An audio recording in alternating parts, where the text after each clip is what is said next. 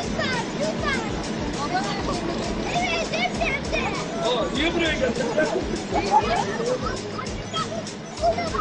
Lütfen de hadi.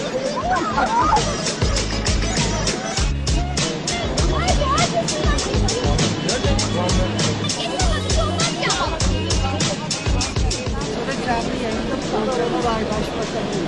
Çok zor. Dinle bak. Hadi 5 dakika. 5 dakika. 5 dakika ya. Ya gel gidelim. Annesi yoksa evde, kendisi çay yapamayacağına göre bir daha geliyor. Evin kapısı nerede?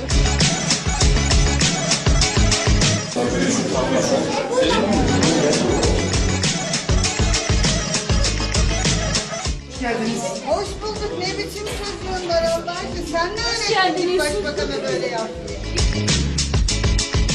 Abla bak sen benim. Bir de bu artist.